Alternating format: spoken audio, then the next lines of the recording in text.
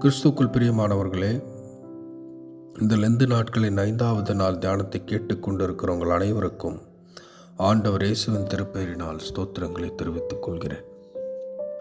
Corporate கம்பெனியில் வேலை பார்க்குறவங்கலேருந்து கார்பரேஷனில் வேலை பார்க்குறவங்க வரைக்கும் எல்லார்கிட்டையும் இருக்கிற ஒன்று என்னென்னா அடையாள அட்டை, ஐடி கார்டு.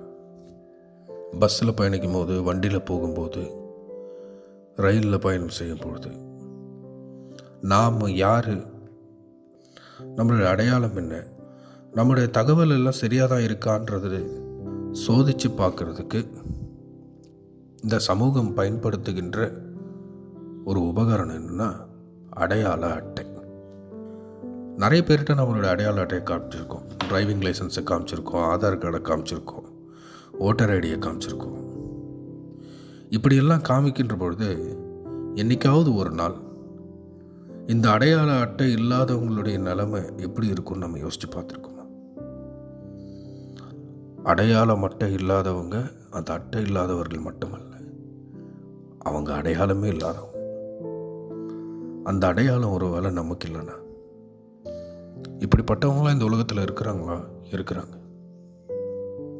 நாம் உருவாக்கி வச்சிருக்கிற கட்டமைப்பு நம்மளை ஏற்றுக்கணுன்றதுக்காக எத்தனையோ பேப்பரை எடுத்துகிட்டு போயிட்டு பல அலுவலகங்களை வச்சு அவங்க கொடுக்குற ஒரு சீட்டு தான் அடையாளம்.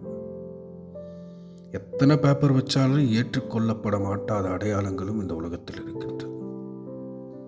அவர்கள் எல்லாம் அடையாள அட்டை இல்லாதவர்கள் அல்ல, அடையாளமே இல்லாதவர்கள்.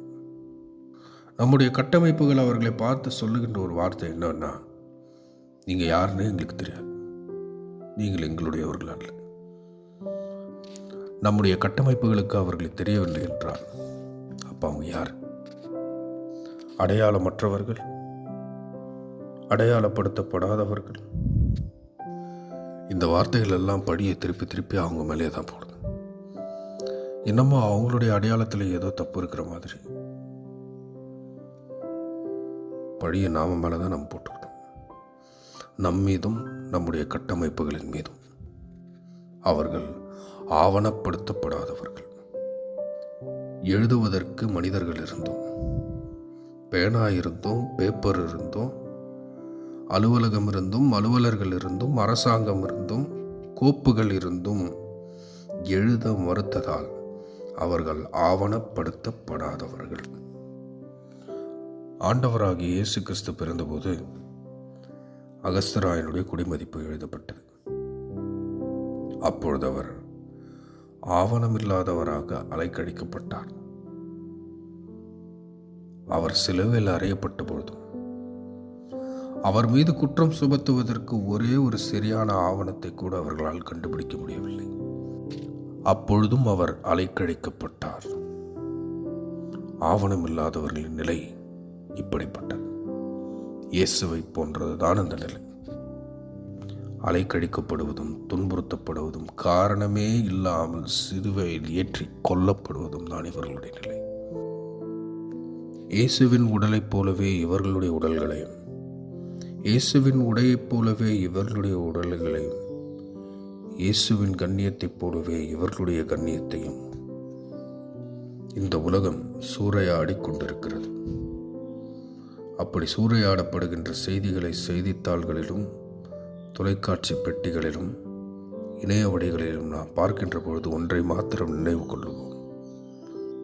நாம் பார்க்கின்றவர்கள் அனைவருக்கும் முன்பதாக முதலாக சூறையாடப்பட்டது இயேசு.